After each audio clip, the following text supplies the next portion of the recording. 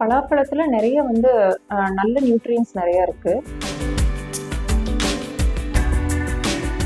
இதனால என்னென்ன நன்மைகள்னா, இப்போ பலாப்பழம் சாப்பிடும்போது பார்த்தீங்கன்னா, ரெகுலரா சாப்பிடுறவங்களுக்கு கண்ணுக்கு ரொம்ப நல்லது.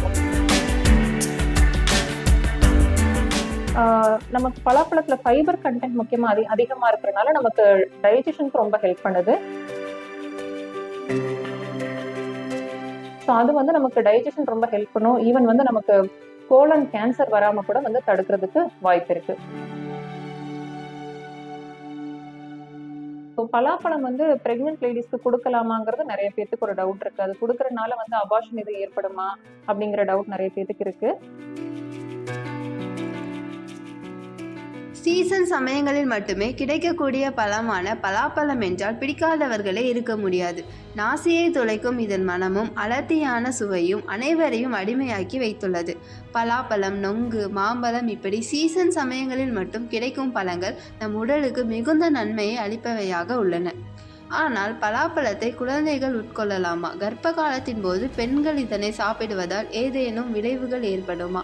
சர்க்கரை நோய் பாதிப்புள்ளவர்கள் இதை சாப்பிட்டால் சர்க்கரை அளவு அதிகரிக்குமா என பல ஐயங்களும் மக்கள் மனதில் உள்ளன.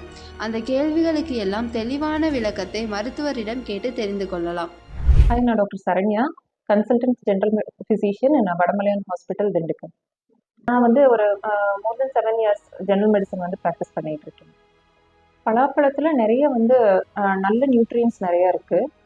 அதுல முக்கியமா பாத்தீங்கன்னா, பலாப்பழத்துல அதிகமா இருக்கக்கூடியது வந்து vitamin A, vitamin C, vitamin B6 போன்ற வைட்டமின்ஸ் அதிகமா இருக்கு. இல்லாம வந்து நமக்கு தயாமின், ரிபோஃப்ளேவின், நயாசின் போன்ற விட்டமின்ஸும் இருக்கு. இதோட பலாப்பழம் வந்து நார் சத்து நிறைந்த பழங்கள்ல முக்கியமான பழம் வந்து பலாப்பழம். ஸோ அதோட சேர்த்து நமக்கு ஃபிளேவினாய்ட்ஸ், ஃபைட்டோ நியூட்ரியன்ஸ் சொல்லக்கூடிய ஆன்டி ஆக்சிடென்ட் சத்துக்களும் அதுல நிறைய இருக்கு. அதோட நமக்கு copper, magnesium, potassium, iron, calcium போன்ற சத்துக்களும் பலாப்பழத்துல வந்து நிறைய இருக்கு. இதனால என்னென்ன நன்மைகள்னா, இப்போ பலாப்பழம் சாப்பிடும்போது பாத்தீங்கன்னா, ரெகுலரா சாப்பிடுறவங்களுக்கு கண்ணுக்கு ரொம்ப நல்லது. முக்கியமா அதுல வைட்டமின் ஏ சத்து அதிகமா இருக்கிறதுனால நமக்கு மாலைக்கண் வியாதி போன்ற வியாதிகளை வந்து தடுக்குது.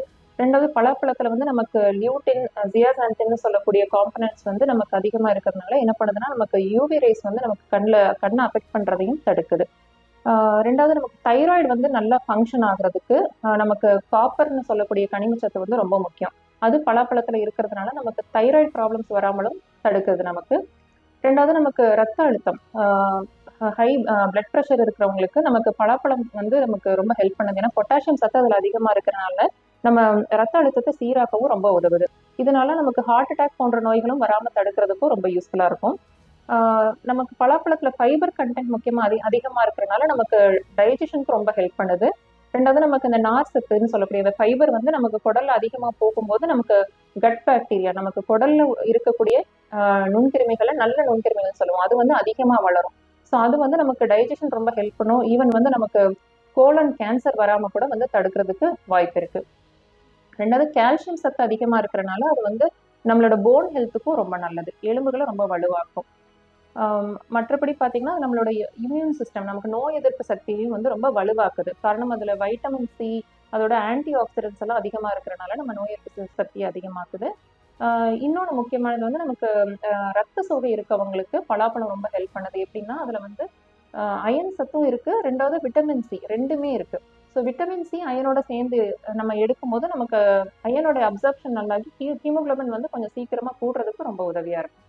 குழந்தைகள் வந்து கண்டிப்பா எடுத்துக்கலாம். ஆனா வந்து ஒரு 1.5 வயசுக்கு மேல இருந்து எடுத்துக்கிறது ரொம்ப சேஃபா இருக்கும். முக்கியமா வந்து ஒரு 1.5 வயசுல இருந்து 2 வயசு வரைக்கும் உள்ள குழந்தைகளுக்கு வந்து நம்ம பலாப்பழத்தை கொஞ்சம் மசிச்சு, நல்ல வேக வச்சு மசிச்சு கொடுக்கறது ஒரு பெட்டர். இல்லைன்னா சின்ன சின்ன துண்டுகளா கட் பண்ணி கொடுத்துறது நல்லது. 2 வயசுக்கு மேல இருக்கிற பிள்ளைங்க நம்ம முழுசா கொடுத்தா கூட அவங்க நல்லா மென்னு சாப்பிட்டுப்பாங்க. முக்கியமா குழந்தைங்களுக்கு கொடுக்கும்போது அவங்கள நல்லா மென்னு சாப்பிட சொல்லி என்கரேஜ் பண்ணணும். காரணம், பலாப்பழம் நம்ம சரியா மென்னு சாப்பிடலைன்னா அந்த ஃபைபர் அதிகமா உள்ள போகும்போது அவங்களுக்கு செரிமான தொந்தரவுகள் வந்து வரலாம்.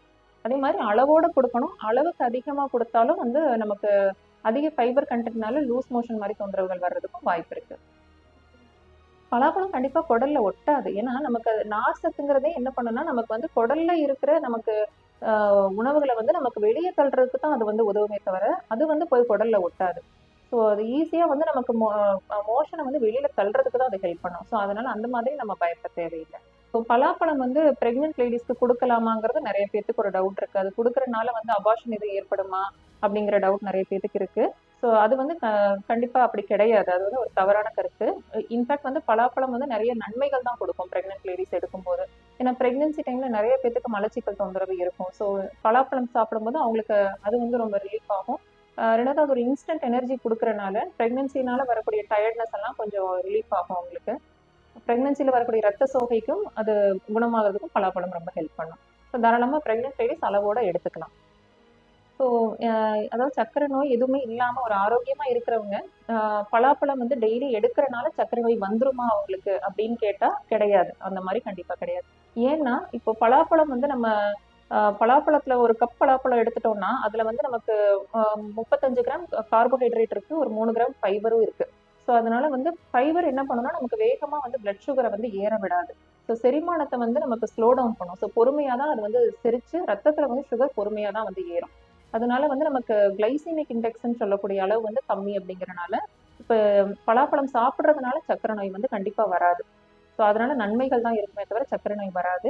இருக்கிறவங்க பலாப்பழம் எடுக்கலாமா அப்படின்னு கேட்டா அது அளவோட தான் எடுக்கணும். சர்க்கரை நோய் இருக்கிறவங்களுக்கு இன்சுலின் சுரக்கிறது கம்மியா இருக்கிறனால பலாப்பழத்துல உள்ள கார்போஹைட்ரேட் அளவு வந்து அவங்களால வந்து நார்மலுக்கு கொண்டு வரது கஷ்டம். அதனால அளவுக்கு அதிகமா எடுத்தா கண்டிப்பா சர்க்கரை அளவு கூடுறதுக்கு வாய்ப்பு இருக்கும். ஸோ அவங்க வந்து என்ன பண்ணலாம்னா வாரத்துல ஒரு 3 நாள் ஒரு 2 பழம் எடுக்கிறனால எந்த பாதிப்பும் இல்லை. ஓகே, பலாப்பழத்தோட சைடு எஃபெக்ட்ஸ்ன்னு பார்த்தோம்னா நமக்கு மேஜர் சைடு எஃபெக்ட்ஸ் எதுவும் கிடையாது. ஆனா ஒரு சில காம்பவுண்ட்ஸ்னால லைக் அதுல வந்து ஒரு ஃப்ரக்டன்னு சொல்லக்கூடிய ஒரு கார்போஹைட்ரேட் இருக்கு. ஸோ அதிகமா நம்ம பலாப்பழம் சாப்பிடும்போது அந்த ஃப்ரக்டன்ஸ் என்ன பண்ணணும்னா நமக்கு வயிற்றுல வந்து கேஸ் அதிகமா ஃபார்ம் ஆகுறது, வயிறு வந்து உப்புசம் ஆகுறது, அந்த மாதிரி தொந்தரவுகள் வந்து உண்டு பண்ணும். அதே மாதிரி பலாப்பழ விதையில வந்து நமக்கு வந்து லெக்டின் அப்படின்னு சொல்லக்கூடிய காம்பவுண்ட் இருக்கு. ஸோ அதுவுமே வந்து நமக்கு டைஜஷன் ப்ராப்ளம் வந்து உண்டாக்குறதுக்கு வாய்ப்பு இருக்கு. அதே மாதிரி நமக்கு பலாப்பழத்துல மெக்னீஷியம் அதிகமா இருக்கிறனால பொதுவா மெக்னீஷியம் என்ன பண்ணும்னா நமக்கு நரம்பு மண்டலத்தை சீராக்கி நல்ல தூக்கம் வந்து நமக்கு கொடுக்கும். ஸோ அதே மாதிரி அதனால தூக்கம் மாத்திரை எடுத்துக்கிறவங்க நைட்டு வந்து பலாப்பழமும் சேர்த்து எடுக்கிறத கொஞ்சம் அவாய்ட் பண்ணணும். இல்லைன்னா மார்னிங்ல வந்து ரொம்ப தூக்கம் ஜாஸ்தியா இருக்கும் அவங்களுக்கு. ஸோ பலாப்பழம் யாரு தவிர்க்கணும்னு பார்த்தீங்கன்னா நமக்கு அலர்ஜி தொந்தரவு இருக்கவங்களுக்கு, போலன் அலர்ஜி, லேட்டெக்ஸ் அலர்ஜின்னு இருக்கிறவங்களுக்கு பலாப்பழத்துக்கும் அலர்ஜி வர்றதுக்கு வாய்ப்பு இருக்கலாம். ஸோ அதை வந்து அவங்க கொஞ்சம் கவனமா பார்த்து எடுத்துக்கணும். ரெண்டாவது ரத்தம் உறைதல்ல வந்து ஏதாவது குறைபாடு இருக்கிறவங்க லைக் கோஆகுலேஷன் டிசார்டர்ஸ்ன்னு சொல்லுவோம். ஸோ அந்த மாதிரி தொந்தரவு இருக்கிறவங்க பலாப்பழத்தை தவிர்க்கணும். காரணம் பலாப்பழ விதையில வந்து அந்த ரத்தம் உறையக்கூடிய தன்மையை குறைக்கிறதுக்கான காம்பவுண்ட்ஸ் இருக்கிறனால அதை நம்ம அவங்க தவிர்த்துக்கிறது நல்லது. மூணாவது டயபெட்டிக் பேஷன்ஸ், சர்க்கரை நோய் இருக்கிறவங்க அளவுக்கு அதிகமா பலாப்பழம் எடுத்துக்க கூடாது.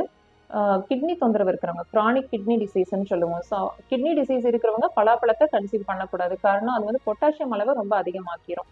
பொட்டாசியம் வந்து கிட்னி வழியா சரியா வெளியேறாம ரத்தத்திலேயே அதிகமா பில்டப் ஆகிக்கிறதுக்கு வாய்ப்பு இருக்கும். ஸோ இவங்கெல்லாம் பலாப்பழம் எடுத்துக்கிறது தவிர்த்துக்கிறது நல்லது. பலாப்பழத்தோட மெயினா நம்ம ஃபைபர் அதிகமா இருக்கிற உணவுகள் எடுத்துக்க கூடாது.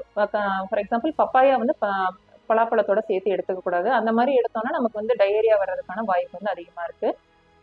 அதே மாதிரி பலாப்பழத்தோட சேர்த்து நம்ம பால் வந்து குடிக்கிறதையும் அவாய்ட் பண்ணிக்கிறோம். அதுவும் வந்து டைஜஷன் ப்ராப்ளம்ஸ் வந்து உண்டாக்குறதுக்கு வாய்ப்பு இருக்கு. அதே மாதிரி பலாப்பழத்தோட சேர்த்து நம்ம வந்து அதிகமா வந்து தண்ணி வந்து குடிக்கிறதையும் வந்து அவாய்ட் பண்ணிக்கணும். தண்ணி அளவா குடிக்கணும். அதிகமா குடிக்கும்போது நமக்கு உள்ள இருக்கிற ஆசிடை வந்து டைலூட் பண்ணி டைஜஷனை வந்து ஸ்லோ டவுன் பண்ணும். அதே மாதிரி சோடா மற்ற சாஃப்ட் ட்ரிங்க்ஸ் எல்லாமும் பலாப்பழத்தோட சேர்த்து சாப்பிடக்கூடாது. பலாக்காய் வந்து பாத்தீங்கன்னா வெஜிடபிள் மீட்னு சொல்லுவாங்க. ஸோ மீட்டுக்கு வந்து ஒரு நல்ல ஒரு ஆல்டர்னேட்டிவ். காரணம் என்னன்னா இதுல வந்து புரோட்டீன் அளவும் ஃபைபர் அளவும் வந்து அதிகம் பலாக்காயில. ஸோ பலாப்பழத்தை கம்பேர் பண்ணும்போது இதுல வந்து சுகர் லெவல் வந்து கொஞ்சம் கம்மியா தான் இருக்கும். ஸோ டயபெட்டிக் பேஷண்ட்ஸுக்கும் பலாப்பழத்தை விட பலாக்காய் வந்து ஒரு நல்ல ஆல்டர்னேட்டா இருக்கும் உங்களுக்கு. ஓகே, ஸோ அதே மாதிரி பலாப்பழத்துல இருக்கிற மாதிரியே விட்டமின் சி, ஆன்டி ஆக்சிடென்ட்ஸ் சொல்லக்கூடிய எல்லா சத்துக்களுமே பலாக்காயிலுமே வந்து இருக்கு. ஆனா அதுல கொஞ்சம் ஃபைபர் அதிகமா இருக்கிறனால கொஞ்சம் செரிமானத்துக்கு கொஞ்சம் சிரமமா இருக்கலாம். அதனால அதை நல்லா வேக வச்சு சாப்பிடுறது நல்லது.